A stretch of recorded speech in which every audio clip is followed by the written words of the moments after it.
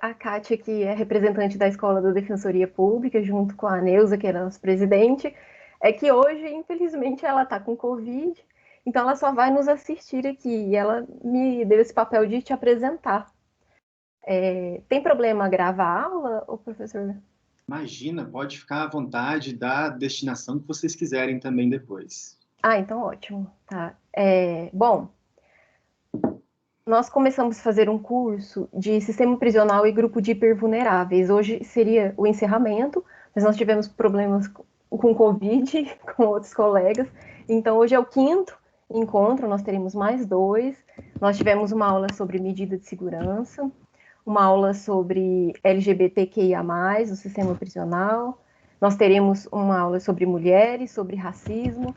Tivemos também direito de migrantes e sobre tortura, que foi nossa primeira aula. Nós fizemos essa divisão, né, desses grupos de hipervulneráveis dentro do sistema prisional para um aprimoramento dos defensores de Minas e para todos os convidados também estagiários. E o melhor nome que nós conhecemos aqui no Brasil em termos de direitos humanos, com certeza é o seu.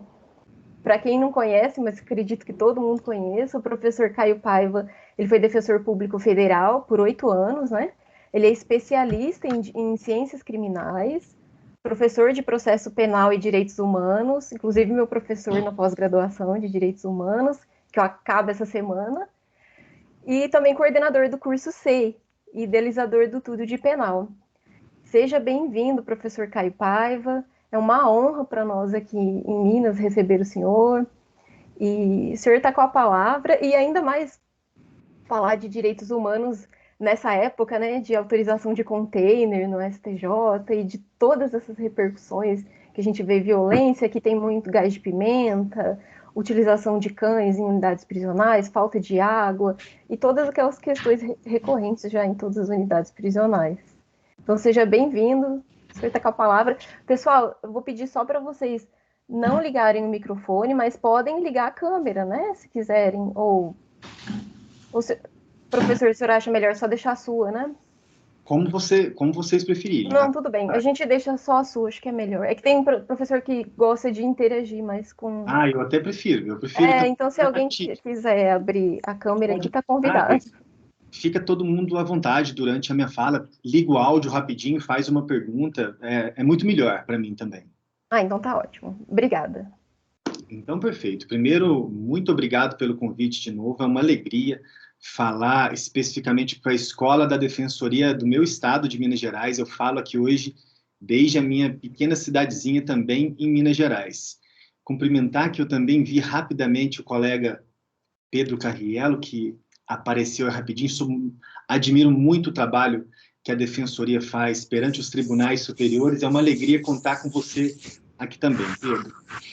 Então, perfeito. O tema que eu vou conversar com vocês é direitos humanos das pessoas privadas de liberdade, que foi o tema que eu ajustei com a Alessa. A minha ideia, eu separei a minha fala em 7 partes, mas vão ser 7 partes bem rápidas. Numa primeira parte, eu quero só contextualizar qual é a normativa internacional a respeito dessa matéria.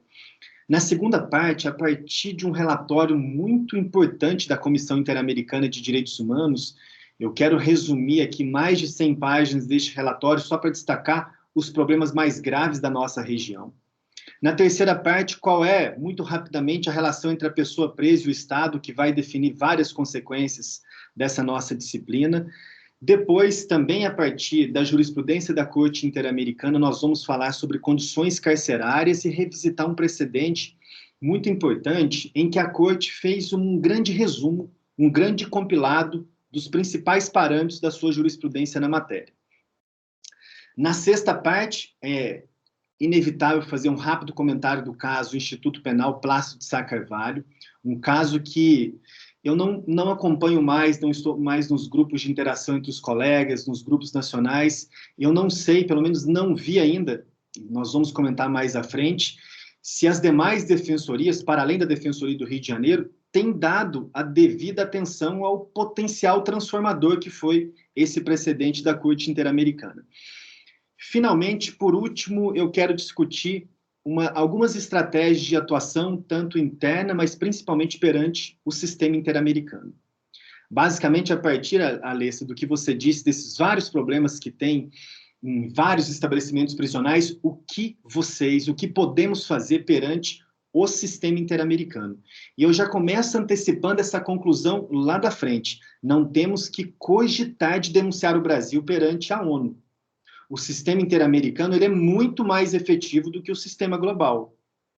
A gente vai falar sobre isso mais lá na frente, basta citar nesse início que uma decisão do Comitê de Direitos Humanos da ONU, no caso Lula, foi simplesmente desconsiderada pelo TSE. Temos que denunciar no sistema interamericano. Normativa internacional. A normativa internacional sobre direitos humanos das pessoas privadas de liberdade, elas partem do seguinte pressuposto: não estamos diante de um assunto de natureza local.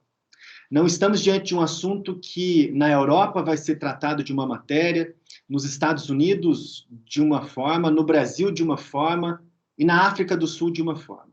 Os direitos humanos das pessoas privadas de liberdade são um direito universal por excelência. O direito de recorrer para tribunais superiores em recurso de natureza extraordinária é um direito humano universal? Me parece que não. Me parece que não. Os tratados não cuidam de recursos extraordinários, mas somente do esgotamento das instâncias ordinárias. O Brasil possui esse mecanismo? Que bom, o Brasil talvez está à frente. O fato de o Brasil ter uma garantia a mais que outros países não possuem não deve ser sempre motivo de crítica, mas sim perceber que bom que em algumas matérias o Brasil pode estar à frente. Condições mínimas de privação de liberdade é um assunto de natureza universal. E é um assunto que demarca o início da trajetória da normativa do direito internacional dos direitos humanos. É razoavelmente simples, ou pelo menos é menos problemático, se dizer eu sou um defensor de direitos humanos e está mais atuando na pauta dos direitos de outros grupos vulneráveis, está atuando em uma posição mais progressista em matéria de costumes, mas não é tão simples ser um defensor de direitos humanos em relação às pessoas privadas de liberdade. O grande teste para um defensor, para uma defensora de direitos humanos, é o sistema prisional, é o encarceramento.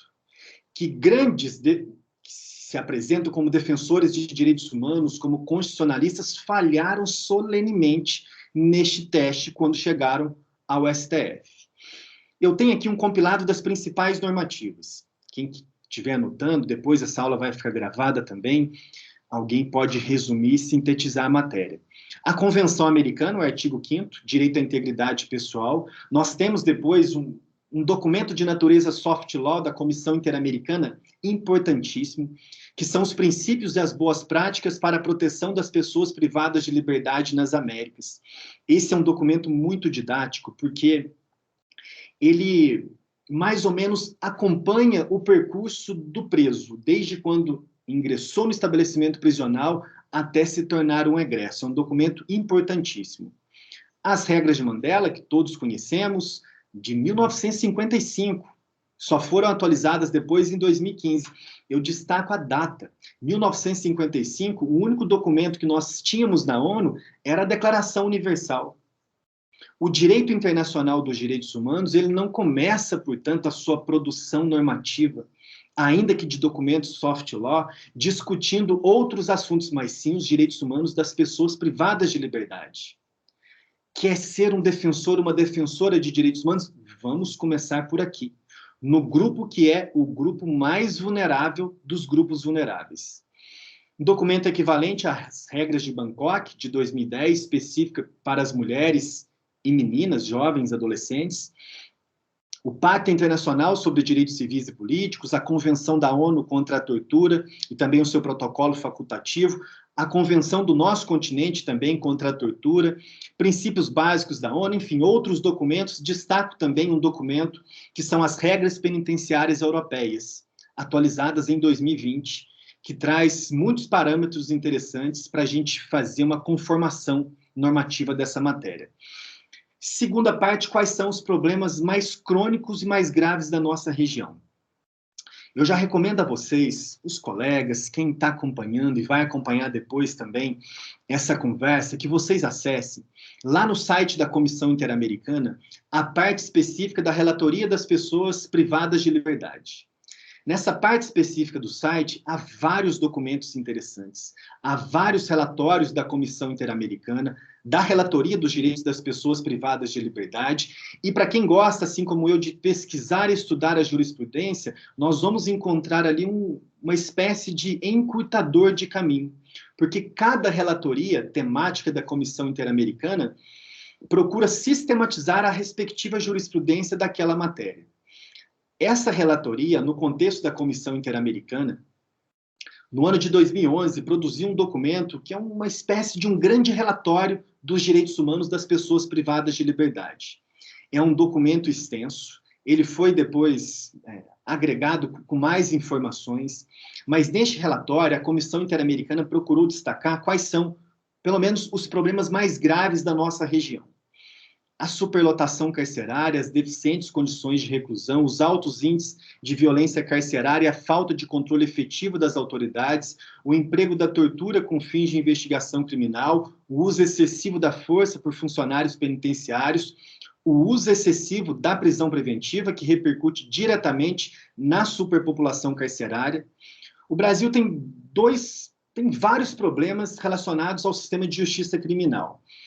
Mas dois me parecem os principais, que é a questão das drogas. Todos os debates são secundários em relação à política criminal de drogas. E aqui acho que convém fazer um elogio ao STF. O STF peca em vários assuntos. Em se tratando de uma política criminal de drogas, o STF tem tido ótimos precedentes para reduzir esse grande encarceramento. Há várias decisões monocráticas do ministro Barroso, do ministro Alexandre de Moraes. Nós chegamos em uma situação tão absurda no Brasil que nós estamos contando com a adesão do ministro Alexandre de Moraes para reduzir o encarceramento em matéria de drogas. O ministro Alexandre de Moraes, que não faz tanto tempo, aparecia com um facão na mão, desmatando um matagal de plantação de maconha, não sei aonde. O ministro Alexandre de Moraes tem se revelado, olha, abstraindo várias questões políticas, nós devemos agradecer muito nesse momento por contarmos com o ministro Alexandre de Moraes. Com todas as críticas, eu diria acessórias. Compreendo as críticas principais ao inquérito das fake news, ele de fato tangencia algumas violações ao sistema acusatório, onde estaríamos, porém, sem aquele inquérito. O ministro Alexandre de Moraes e o ministro Gilmar Mendes, na minha compreensão, nós estaríamos, não sei como o Brasil estaria neste momento sem esses dois ministros no STF. E ele tem tido realmente ótimas decisões em matéria de drogas. E o outro problema é a questão da prisão preventiva. Uma indicação de leitura que eu faço aqui para vocês, acho que vale tanto para acadêmicos, mas principalmente para quem atua na prática profissional, que é o livro sobre habeas corpus, coordenado por vários assessores do STF, um deles, um grande amigo que coordena comigo após o processo penal do SEI, que é o Vinícius, assessor do ministro Gilmar Mendes. Acho que acabou de sair uma edição mais atualizada deste livro. Esse livro, ele é uma radiografia dos tribunais superiores e principalmente uma radiografia do STF. O STF passa a maior parte do seu tempo, uma parte muito expressiva do seu tempo, não discutindo as grandes questões constitucionais e as grandes questões políticas do Brasil. Os ministros passam a maior parte do tempo corrigindo dosimetria da pena e corrigindo o decreto de prisão preventiva fundamentado na gravidade abstrata do crime. Se decretar a prisão preventiva só com base na gravidade concreta já é um problema, porque não há cautelaridade em gravidade de crime, aí nós temos uma finalidade da pena e não da prisão preventiva. Decretar com base na gravidade abstrata é o que os ministros do STF passam a maior parte do tempo fazendo. É um ótimo livro, com vários textos, com várias estatísticas que eles foram elaborando sobre essa questão. Mas alguns problemas graves da nossa região. A ausência de medidas efetivas para a proteção dos grupos vulneráveis. Aqui eu chamo mais a atenção para mais um assunto que está em tramitação na Corte Interamericana. A Corte, a qualquer momento, ela vai adotar uma opinião consultiva que vai ser, Alessa, um marco em direitos humanos das pessoas privadas de liberdade. A Comissão Interamericana solicitou à Corte uma opinião consultiva perguntando justamente quais devem ser os principais parâmetros de direitos humanos das pessoas privadas de liberdade de alguns grupos vulneráveis. Crianças, idosos, LGBT, estrangeiros, população indígena, acredito também. Está lá, está na mesa da Corte Interamericana. Ela, inclusive, já abriu, acho que até já fechou o prazo para encaminhar memoriais de amicus curiae.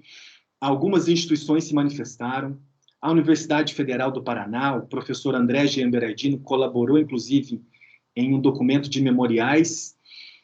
É sempre uma oportunidade interessante das próprias defensorias participarem desse processo da opinião consultiva da Corte Interamericana.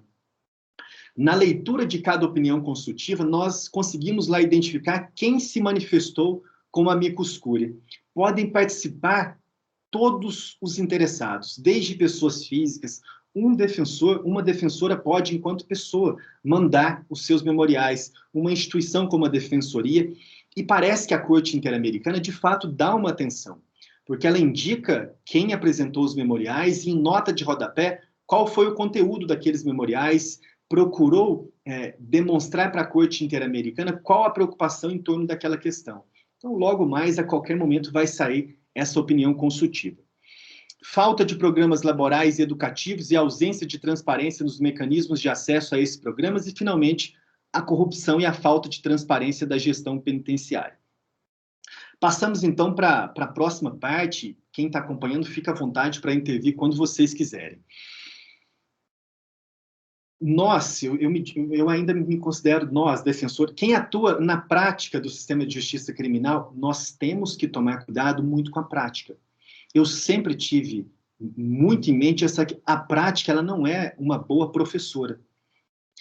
A prática, se a gente só fica na prática e a gente não tem isso que vocês estão fazendo aqui nesse curso, que é, vamos parar de peticionar um pouquinho, vamos parar de ficar pensando na minuta das nossas peças, vamos estudar um pouco, vamos pensar, refletir um pouco sobre a nossa atuação.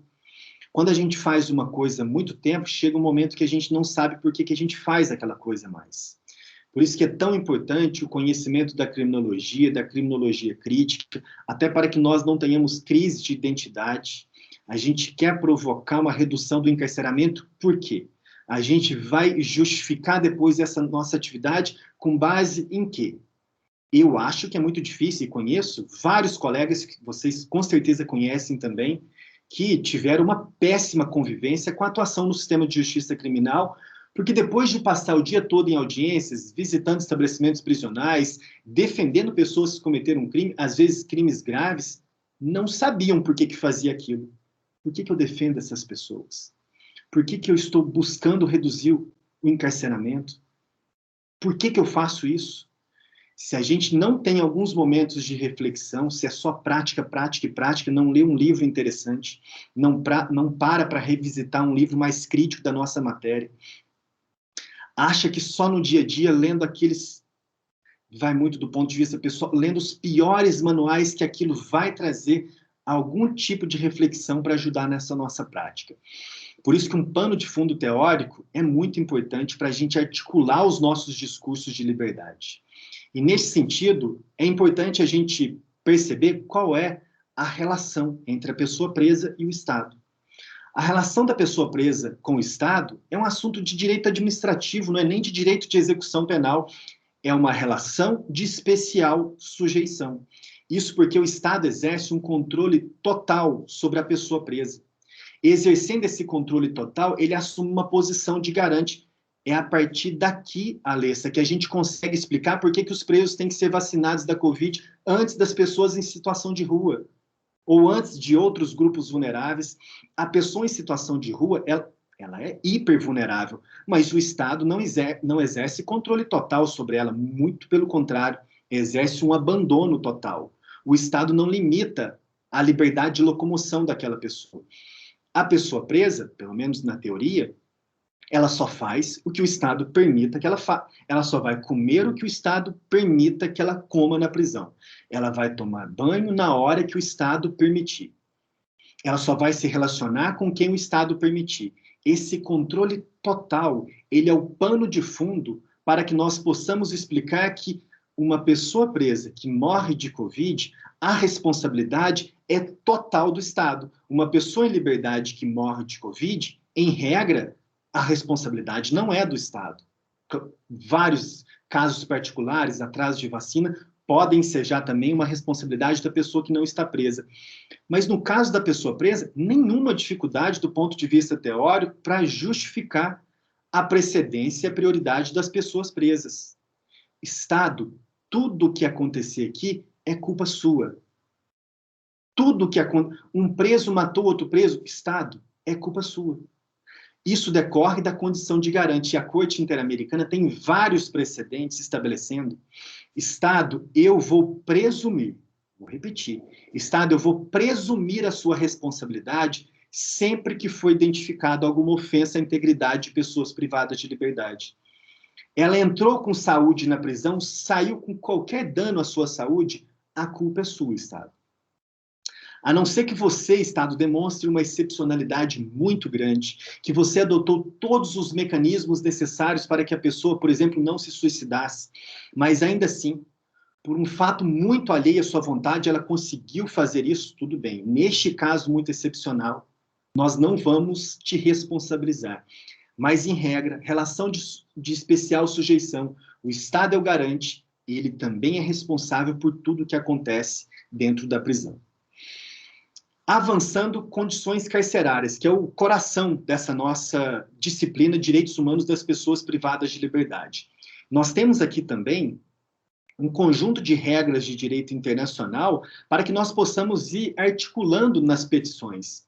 Isso não significa que um juiz, só por ter visto a menção a um tratado internacional, vai ter maiores possibilidades de acolher o nosso pedido, mas aquilo ali pode ser uma preparação para um futuro litígio internacional, e aquilo, com o passar do tempo, pode ir explicando para o juiz que, juiz, isso não é uma peculiaridade do Brasil, isso é uma questão de parâmetro internacional que em todos os estados devem ser observados. Quando nós falamos de condições carcerárias, eu trouxe aqui para destacar para vocês pelo menos 4 ou 5 dispositivos. Na Convenção Americana sobre Direitos Humanos, o artigo 5º, parágrafo 6º, as penas privativas de liberdade devem ter por finalidade essencial a reforma e a readaptação social dos condenados, ou seja, a Convenção Americana adota a finalidade preventiva especial da pena. Não faz o menor sentido, na minha opinião, criticar uma posição normativa como essa em um tratado. Lá nas teorias da pena, nós podemos ser agnósticos e desconfiar das teorias positivas da pena. Mas em um tratado, para estabelecer responsabilidade internacional do Estado, que bom que contamos com um dispositivo como este. Se a pena não tem nenhuma finalidade, fica difícil apontar a violação a um direito humano específico. Então, que bom que a Convenção Americana já oferece o parâmetro normativo convencional para que possamos litigar. Regras de Mandela, a regra 4, parágrafo 1º. Os objetivos de uma sentença de encarceramento ou de medida similar restritiva de liberdade são prioritariamente de proteger a sociedade contra a criminalidade e de reduzir a reincidência. Tais propósitos só podem ser alcançados se o período de encarceramento for utilizado para assegurar, na medida do possível, a reintegração de tais indivíduos. Na regra 5.1, nós ainda temos: o regime prisional deve procurar minimizar as diferenças entre a vida no cárcere e aquela em liberdade que tendem a reduzir a responsabilidade dos presos ou respeito à sua dignidade como seres humanos. Regras penitenciárias europeias, o princípio 5, é ainda mais claro. A vida na prisão deve aproximar-se o mais possível dos aspectos positivos da vida na comunidade.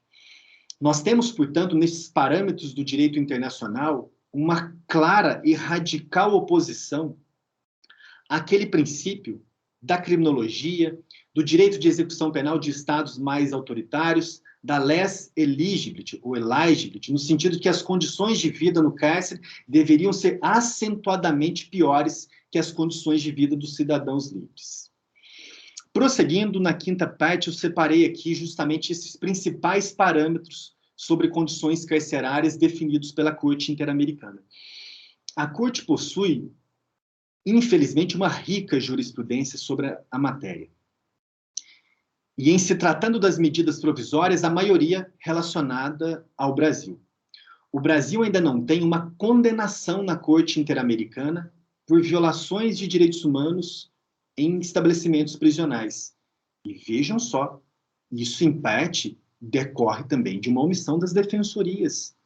Como que o Brasil não foi condenado até hoje na Corte Interamericana por violação de direitos humanos em estabelecimentos prisionais?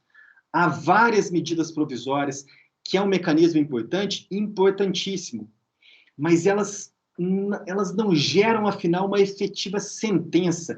É um mecanismo que vai continuamente sendo supervisionado pela própria Corte Interamericana. Tem sim uma grande utilidade, logo mais eu quero comentar sobre as medidas de urgência. Mas é um absurdo o Brasil ainda não ter sido condenado em razão de violação de direitos humanos em estabelecimento prisional. Como essas questões não chegaram sequer à Comissão Interamericana? Nós temos alguns casos de violação de direitos humanos em estabelecimentos prisionais na comissão, mas precisamos, então, de uma atuação mais estratégica, mais próxima, de um diálogo próximo mesmo com a Comissão Interamericana, com a sua Secretaria Executiva, para fazer tramitar melhor essas demandas em relação ao assunto. Seria muito contraproducente eu mencionar cada precedente e o que ele trouxe de parâmetro interessante. Quem quiser depois fazer um estudo bem completo do sistema interamericano, lá no site da Corte tem uma aba lá bem no canto superior direito com o título Publicações. Em Publicações vocês vão clicar em Cadernos de Jurisprudência. Há vários cadernos de jurisprudência interessantes. Da nossa matéria, Processo Penal, Execução Penal, tem 2 cadernos excepcionais. Um interpretando o artigo 8º da Convenção Americana, as garantias do devido processo penal convencional, imprescindível para as defensorias estudarem, incorporarem nas petições. Lá vocês vão encontrar já os fragmentos de cada decisão interessante da Corte. E também há um caderno de jurisprudência sobre direitos humanos das pessoas privadas de liberdade. Está tudo lá. Eu vou dizer que está tudo porque a Corte demora, às vezes, para atualizar esses cadernos. Mas há um precedente em que a Corte compilou esses parâmetros, que é o caso Pacheco Teruel e outros contra Honduras. São vários parâmetros, eu vou só indicar eles aqui, só para que tenham em mente os principais parâmetros já definidos pela Corte. Primeiro parâmetro. A superlotação constitui por si só uma violação à integridade pessoal. Além disso, obstaculiza o desempenho normal das funções essenciais conferidas aos centros penitenciários. Eu destaco isso. A superlotação constitui por si só. Não precisa nada além do que isso. No estabelecimento prisional, que foi projetado para 100 pessoas, que tem 200 pessoas, não precisa de uma violação adicional. Um preso não tem que ter ficado doente, não tem que ter falecido, não tem que ter sido vítima de uma violência de outros presos. Não, é só a superlotação. Por si só, já é uma violação. 2. A separação por categorias deve ser realizada entre processados e condenados. Isso está na Convenção, está na Lei de Execução Penal, todos conhecemos esse parâmetro. Todo privado de liberdade deve ter acesso à água potável para seu consumo e à água para sua higiene pessoal. A ausência de oferecimento de água potável constitui uma falta grave do Estado e seus deveres de garantia para as pessoas que se encontrem sob sua custódia. Este é um parâmetro específico, tem alguns casos no Brasil, que já chegou inclusive ao STJ. Há alguns precedentes do STJ, acho que inclusive partiu da Defensoria de São Paulo, de água potável ou de banho quente, não me recordo exatamente, mas nós temos aqui o precedente para fazer essa articulação de litígio na nossa peça, nas defesas da liberdade. Mais um, a alimentação oferecida nos centros penitenciários deve ser de boa qualidade e deve possuir valor nutritivo suficiente. Esse é um tema que eu tenho pesquisado bastante na jurisprudência do Tribunal Europeu. Quem quer um aprofundamento ainda maior em direitos humanos das pessoas privadas de liberdade, precisa pesquisar a jurisprudência do Tribunal Europeu. Eu não trouxe hoje para essa fala mais rápida, mas o Tribunal Europeu ele possui muito mais casos, muito mais sentenças que a Corte Interamericana. E lá no site do Tribunal Europeu, vocês também conseguem localizar um documento já que consolida os principais parâmetros. Está lá em Guias de Jurisprudência, Direitos dos Prisioneiros. Há vários precedentes interessantes. É uma jurisprudência muito rica, inclusive a partir desse parâmetro, alimentação com valor nutritivo suficiente. Não faz tanto tempo, nós tivemos aquele caso de uma juíza, Goiás ou Mato Grosso, que concedeu liberdade para uma advogada vegetariana porque não havia alimentação adequada para ela na prisão. Assunto que há 2 ou 3 precedentes específicos do Tribunal Europeu, no sentido de que o Estado, sim, a não ser que haja dificuldades extremas, em que a pessoa esteja exigindo uma alimentação muito específica. Há um caso, por exemplo, do Tribunal Europeu, que a pessoa privada de liberdade estava exigindo alguma espécie de alimentação no contexto do judaísmo, da cultura judaica. Era algo muito específico que aí o Tribunal Europeu disse, não, aí também está exigindo demais. Agora, só tirar alimentos de natureza animal da alimentação da pessoa presa, 2 ou 3 precedentes no sentido de que o Estado deve, em si, assegurar essa alimentação adequada. E a alimentação adequada, ela nem sempre será algo genérico. A alimentação adequada, ela nem sempre será algo que não pode ser objeto de uma individualização. Uma ou outra pessoa pode não ter condições de se alimentar de determinado alimento e, na medida do possível, há sim parâmetros internacionais para que possamos exigir isso do Estado. A atenção médica deve ser proporcionada regularmente, oferecendo tratamento adequado. Depois, parâmetros sobre a educação, trabalho, recreação. As visitas devem ser garantidas nos centros penitenciários. A reclusão sobre um regime de visitas restringido pode ser contrária à integridade pessoal em determinadas circunstâncias. A Corte tem uma grande preocupação em relação às visitas. O Tribunal Europeu também. Há alguns precedentes muito importantes da Corte Interamericana sobre direito de visita, inclusive no sentido de apontar para o Estado que ele deve, no máximo possível, fazer com que a pessoa privada de liberdade esteja próxima da sua família e não distante para inviabilizar as visitas. Todas as celas devem contar com suficiente luz natural ou artificial, ventilação e adequadas condições de higiene. E aqui, Alessia, vendo você comentar também nas redes sociais dos containers, que você, acredito que todos, alguns conheçam também, há um precedente antigo do STJ sobre os containers. Né? Um precedente específico dos containers, rejeitando a prática dos containers, mas no sistema interamericano não há.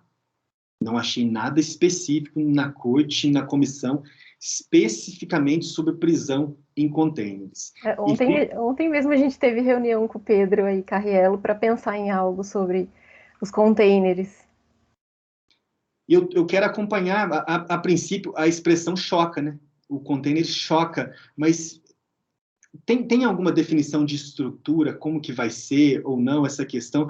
Porque eu sou contrário também à parte do que vejo, como que seria, como que alguns já foram projetados, mas aqui na minha cidade tem a Serra da Boa Esperança, que é na minha cidade, e lá tem uma espécie de um hotel com vários chalés em containers, assim. Então isso parece que tem sido...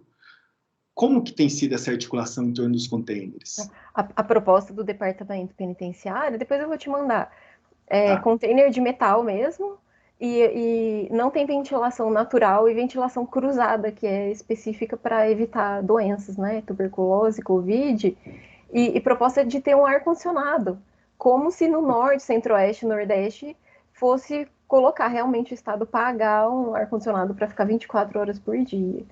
E eles falam que é diferente dos containers antigos, né? Na decisão agora da segunda turma do STJ fala que é diferente do container do Espírito Santo, que foi decidido na terceira turma. Só que, na quinta turma, se eu não me engano, que foi na turma penal.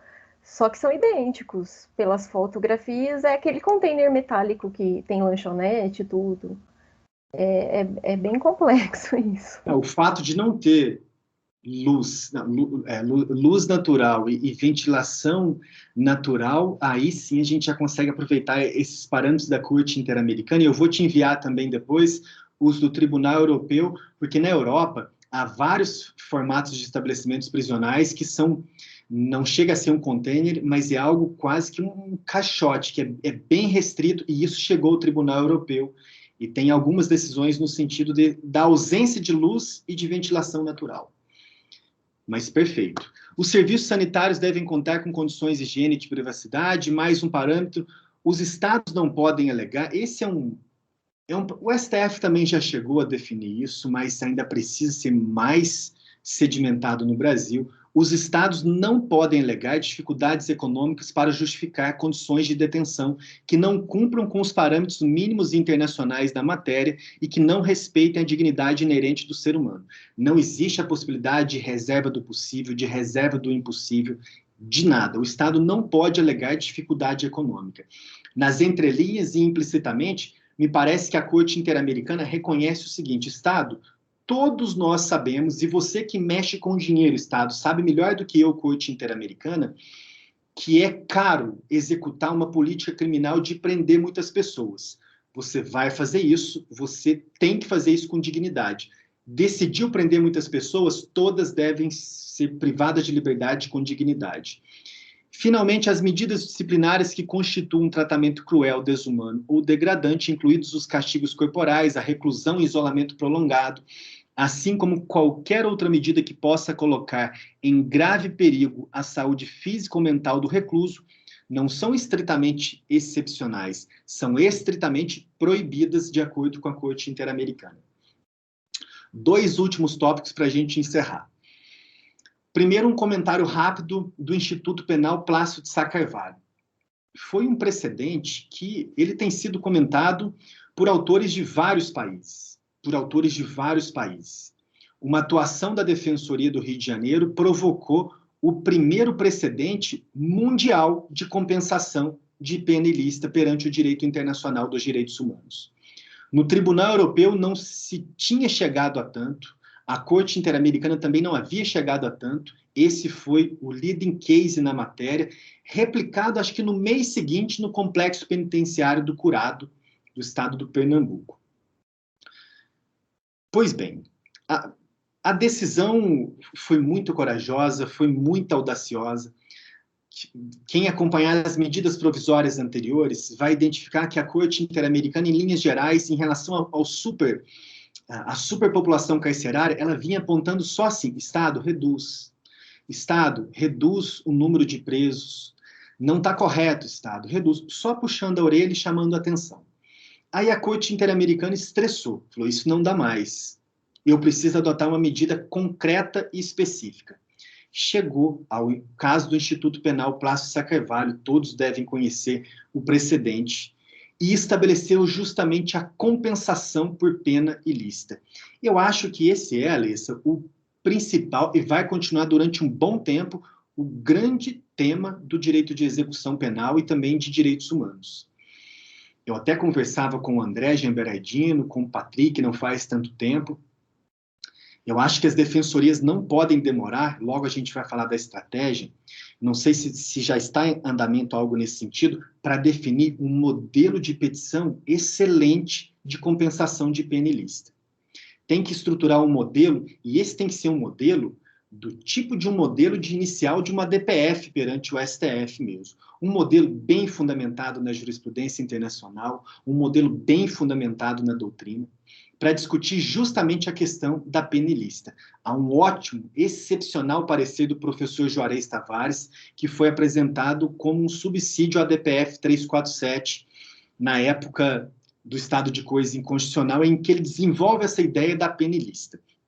O Zaffaroni também possui vários textos sobre a matéria, e um outro autor, que é uma das grandes mentes da execução penal na nossa região é um argentino chamado Pablo Vacani, que também possui uma obra específica, comentando, inclusive, o caso do Instituto Penal. Foi ótimo, mas foi insuficiente e, em um ponto, muito perigosa a decisão da Corte. Ela foi ótima porque estabelecia um mecanismo concreto de redução da população prisional.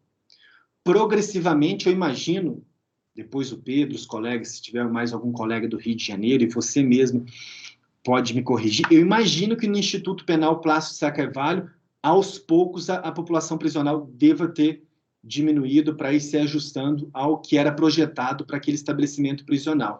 Porque impediu a entrada de novos presos e ainda estabeleceu a compensação para reduzir em metade. O cálculo da Corte Interamericana, ele não tem nada de muito sofisticado. Na matemática dela, ela fez uma conta matemática tendo como parâmetro a porcentagem de ocupação do estabelecimento prisional. A taxa de ocupação está no dobro, nós vamos também reconhecer que essa pessoa sofreu o dobro que ela deveria sofrer de privação de liberdade. Ela deveria ficar presa e cumprir uma pena de 10 anos, quando ela chegou a 5 anos, nós vamos reconhecer que está extinta a pena. Porque em 5 anos ela sofreu o que ela sofreria em 10. Foi esse o cálculo da Corte Interamericana. Até aí, ótimo. Depois vem as exceções. A Corte estabelece, ela indica primeiro assim, há duas formas de resolver o problema da pena ilícita. A primeira forma, nas palavras da Corte, é uma solução radical. Ela utiliza a expressão radical. A solução radical é soltar as pessoas que estão em condições degradantes de aprisionamento. Essa é uma solução radical para a Corte. A solução que não é radical, e ela coloca, isso vai causar muito alarme social, não podemos fazer isso. A segunda solução é justamente o mecanismo de compensação. No mecanismo de compensação, a Corte chega em determinado momento e aponta, não vamos aplicar isso para presos que tenham cometido crimes graves, como homicídio, crimes contra a dignidade sexual. Ou quando vamos aplicar, nós sujeitaremos a um exame prognóstico de conduta, um exame criminológico. Nós temos nesse precedente, então, uma decisão pela convencionalidade do exame criminológico. E a Corte já havia, no caso Fermín Ramírez contra a Guatemala, dito com todas as palavras, e curioso, no Fermín Ramírez contra a Guatemala, o Zaffaroni ainda era juiz da Suprema Corte Argentina e atuou como amicus curiae. Enviou um excelente memorial de amicus curiae enquanto juiz da Suprema Corte Argentina, como um estudioso da matéria, sustentando uma objeção total aos juízos de periculosidade, uma objeção total à reincidência. No caso do Instituto Penal Plácido de Sá Carvalho, Zaffaroni, enquanto juiz da Corte, não disse nada. Não juntou um voto dissidente parcial em relação a esse ponto da decisão.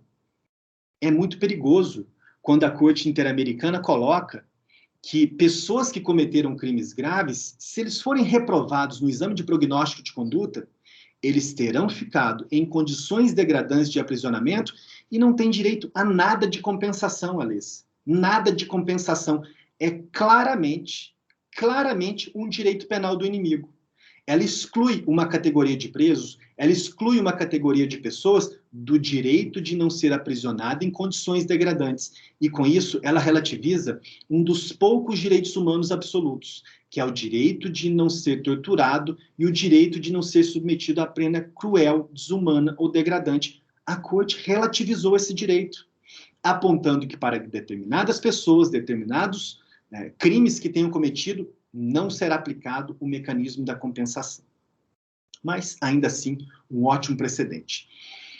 Para a gente encerrar, coloquei aqui algumas estratégias de atuação. Primeiro, no litígio interno, a principal estratégia de atuação que acredito que vocês devam fazer com muita urgência seja estabelecer, assim, as defensorias não vão admitir nenhuma violação aos parâmetros mínimos de privação de liberdade. As defensorias adotaram como um consenso que não vamos admitir excesso nem desvio de execução. Não vamos admitir excesso nem desvio de execução. Nós vamos, entre aspas, atolar o Poder Judiciário com agravos em execução, petição, habeas corpus? Tem que fazer isso, porque as garantias não são de vocês, não são minhas, são das pessoas que estão privadas de liberdade. E a questão é tão complicada que até nós, às vezes, naturalizamos. Chegamos a uma pequena cidade, o diretor de estabelecimento, aqui cabem quantas pessoas? Aqui cabe 200, mas tem 350. Mas é a realidade nacional do Brasil, está tudo bem? Mas não está tudo bem, a corte já ensinou o que a gente deve fazer. A Defensoria do Rio de Janeiro já foi à comissão, a comissão foi à corte, está aí o precedente.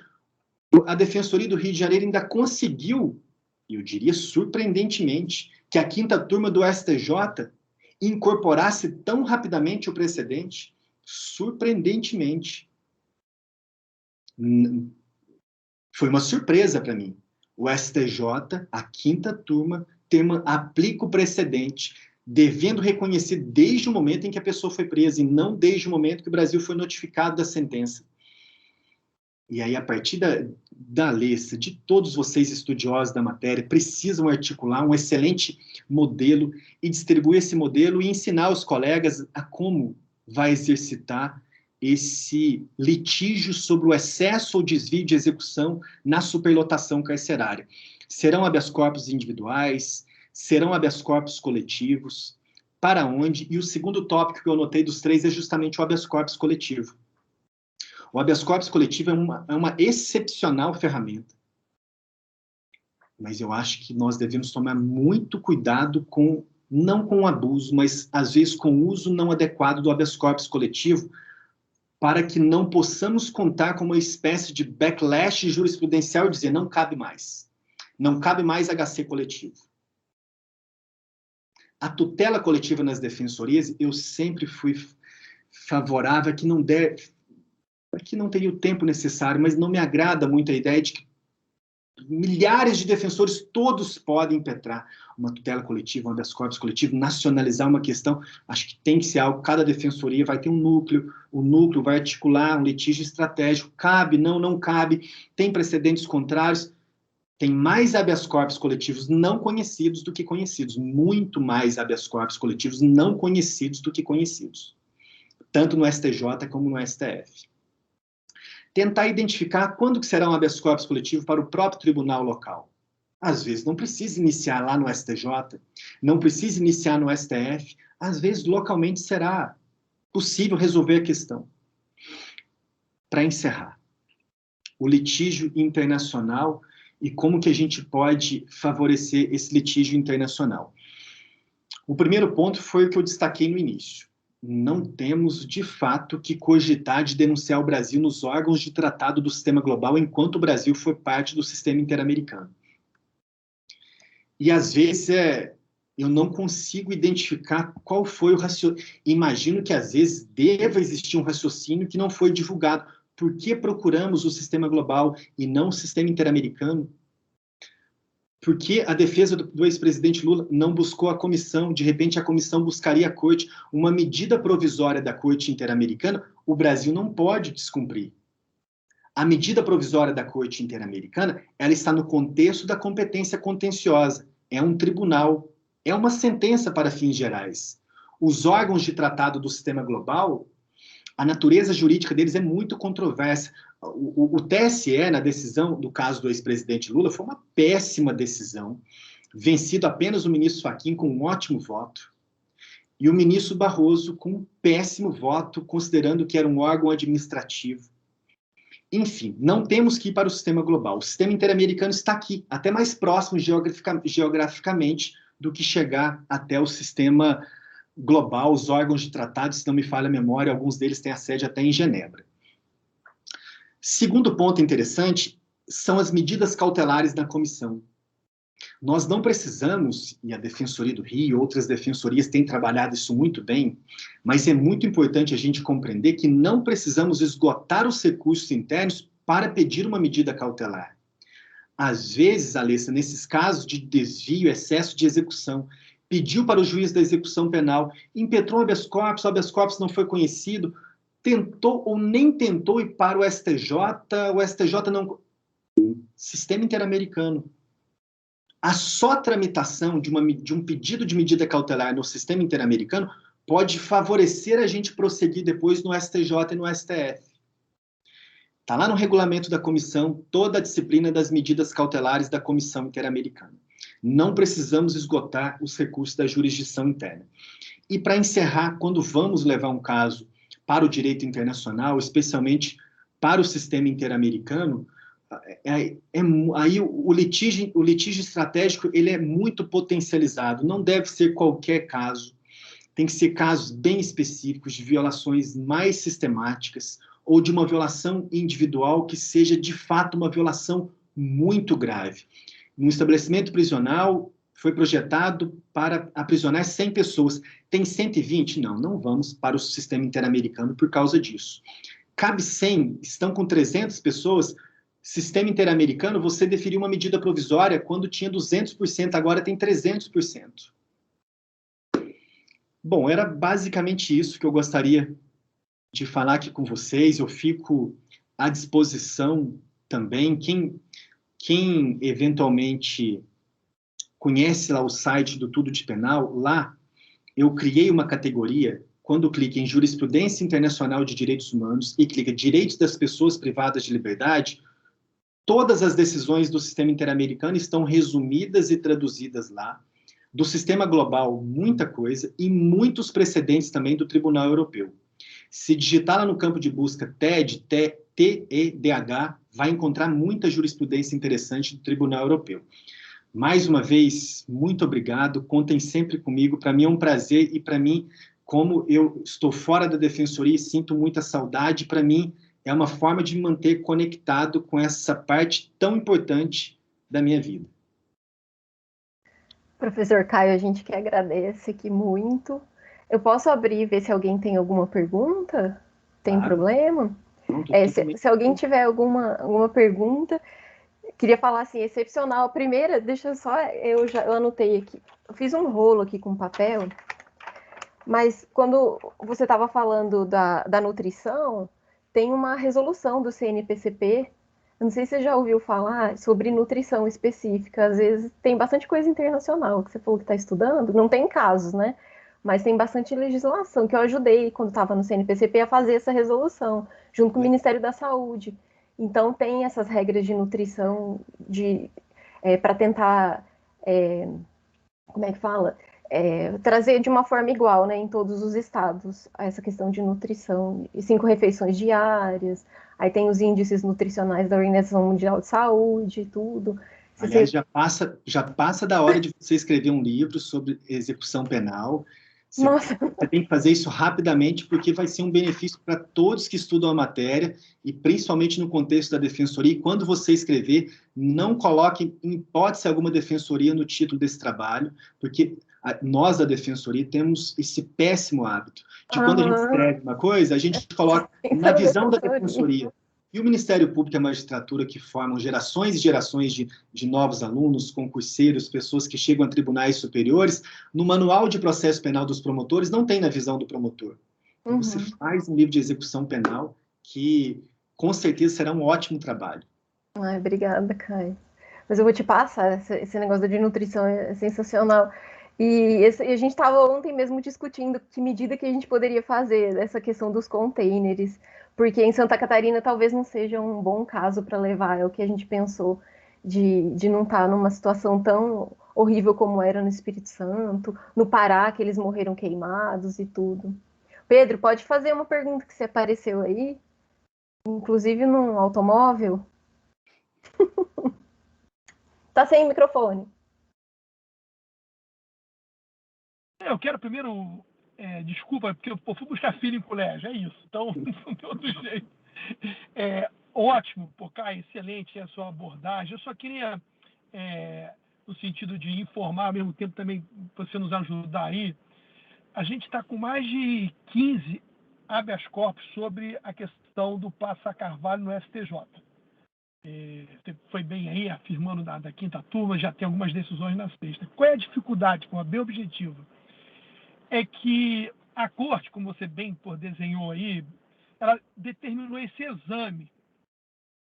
E o exame, infelizmente, a Secretaria aqui de Segurança Pública notifica os conselhos regionais de psicologia, eles falam que eles não podem fazer o exame, porque eles não podem aferir potencialidades, ou seja, esse critério subjetivo, que fugiria a princípios éticos do conselho. E aí, o que está acontecendo? A gente não tem os exames naqueles crimes, como você bem disse, que a corte passou a exigir. Porque cabe para qualquer delito, para os nossos ouvintes ficarem claros. A decisão diz, a redução cabe para qualquer delito. Mas tem alguns delitos, crime contra a vida, crime com violência e a integridade da pessoa, crime sexual, exige o exame. Aí, na hora que você fazer o exame, a secretaria não tem como fazer, porque ela diz que os profissionais que poderiam fazê-lo não fazem por impedimento. E qual é a nossa tese? Então, já que vamos usar o exame, vamos chamar assim, o exame criminológico ordinário, comum, aquele da LC, que serve o livramento condicional. Ou seja, para ser objetivo, o STJ tem determinado o quê? A obrigatoriedade do exame, não tem admitido essa substituição, e mandou notificar o SUS para fazer o exame. O SUS. Em vez de uma crise pandêmica, o SUS. E agora o ministro Sebastião pediu ajuda ao CNJ. Bem objetivo.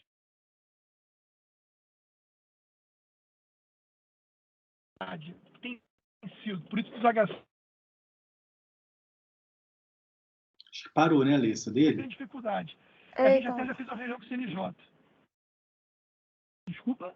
Não, voltou. Ô, Pedro, interessante. Caiu? Aqui em Minas eles aceitam aquele PIR, às vezes, no lugar do exame criminológico. A gente pediu, veja, a gente conseguiu até alguma outra decisão no próprio TJ, em algumas câmaras criminais, a substituição. Tem desembargador mais aberto, mais tranquilo. Não, então vamos substituir, manda brasa. E tem outros que não, diz, tem que ter exame. O STJ acabou. O ministro Schietti deu uma decisão monocrática, Caio, dizendo assim, deferiu a ordem, concedeu a ordem para fazer o exame criminológico. Não disse qual que era. Claro, de forma bem objetiva, mas a grande maioria de decisões que estão surgindo fala da necessidade do exame de acordo com a corte e diz, se não é possível o Estado fazê-lo em razão dessas dificuldades todas, que se peça ao SUS, vê se pode, numa crise epidêmica, se pedir o SUS para que faça uma situação dessa. Então, é isso, essa é a nossa grande questão que a gente está enfrentando aí. E é evidente que o Rio está pensando já num HC coletivo, porque a gente tem mais de 15 HCs. Muito mais. Eu posso depois, por favor, aí no privado, eu te mando depois todos os HCs com as decisões, tal, que a gente tem. Desculpa aí, só para te ajudar a ilustrar aí nesse nosso drama aí. E para terminar, acho que vale a pena, o ministro Schietti e o ministro Sebastião foi muito firme, que ele compreendia que seria um absurdo como é que HCs chegam no STJ para cumprir a decisão da corte, que seria, naquele discurso bem crítico, dessa situação. É isso. Um grande abraço. Obrigado por te ouvir. Sempre é bom, cara. Um grande abraço. Ótimo, Pedro. Para mim, uma grande alegria. E veja só que questão interessante quando a gente fala isso de litígio. Como fazer, como conseguir melhores resultados também perante os tribunais internacionais. Nessa questão, especificamente, se a Defensoria do Rio, e ela não vai ter a menor dificuldade de fazer isso, bate um papo com o Zaffaroni, e tem vários defensores que são muito próximos deles, o próprio Rodrigo Roy, vários. Zaffaroni, olha o que está acontecendo aqui, Zaffaroni, na execução daquela medida provisória. Tem vários habeas corpus, estamos precisando chegar até um tribunal superior. Imagino que vocês já vão peticionar na Corte Interamericana para dizer que está sendo descumprido em relação à questão do exame de prognóstico de conduta. Então, acho que um próximo passo, Pedro, vai ser mais uma decisão de supervisão da Corte de apontar esse problema específico, o Brasil ainda não resolveu, como que vai resolver? E aí essa conversa com o Zaffaroni, ele, com certeza, ele tem juntado votos em várias medidas provisórias de estabelecimentos prisionais. Então, numa dessa, ele pode chegar no contexto da Corte Interamericana e dar uma contribuição a mais para resolver essa questão dos exames. Pode, inclusive, jogar nessa petição dizendo do projeto em andamento no Congresso, no sentido de colocar a exigência do exame criminológico para toda e qualquer situação, voltar lá para a exigência do exame criminológico. Mas interessante do ministro Schietti, porque do STJ ele é o ministro que tem o maior compromisso do estudo de aplicação do direito internacional, dos direitos humanos, tem vários votos realmente belíssimos da matéria.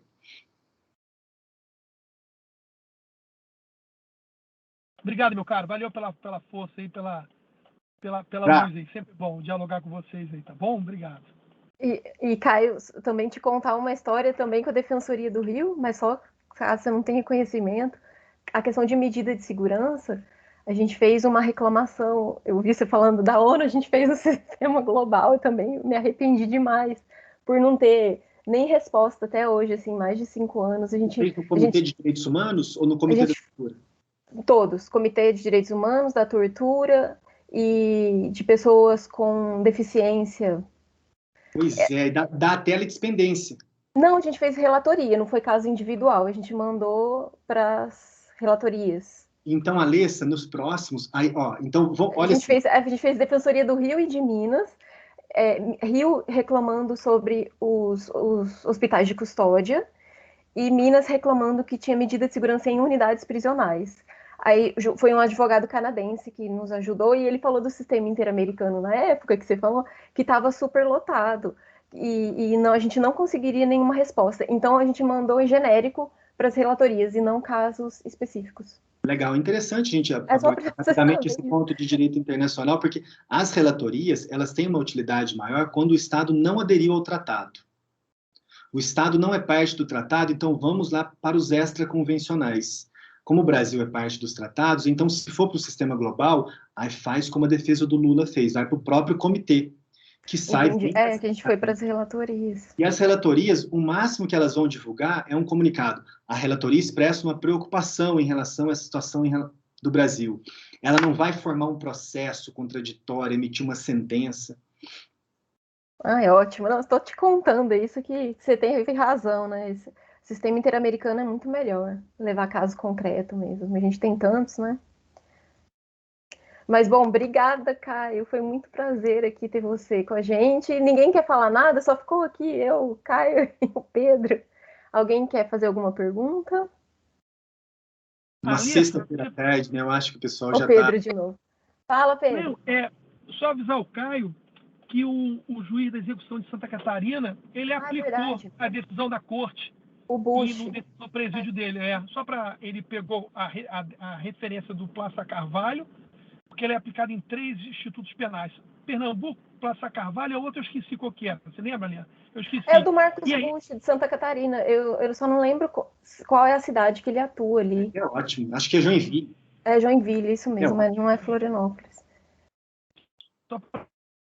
Olha, entrou o Gustavo. Que é importante, né? Ele aplicou uma situação. Aqui o pessoal te agradecendo, Caio, também aqui no chat. Tá aí o Gustavo, né? Eu tô vendo o Gustavo aqui, Gustavo Soares. Gustavo, já, doutor, cara. Também sou da escola superior. Ele é da escola, tá aqui. Bom, obrigada, Caio. Foi um prazer um abraço para vocês. E te acompanharemos, né? No seu Tudo de Penal, no SEI e também nas redes sociais. Tá bom? Um abraço. Obrigadão. Ok, agradecemos, né? Só para dar continuidade, os últimos avisos de praxes. Já caiu. O doutor Caio, mas não tem problema, né? Não. Em relação ao nosso próximo curso, vai ser semana que vem, dia 15/10, com o tema racismo, com a doutora Lígia Oliveira. Tá. E o encerramento parece... Dia 22, que vai ser... Não, 15 é racismo e 22 sobre direitos das mulheres. Perfeito. Tá bom? Obrigada. Esperamos todos lá. Obrigada.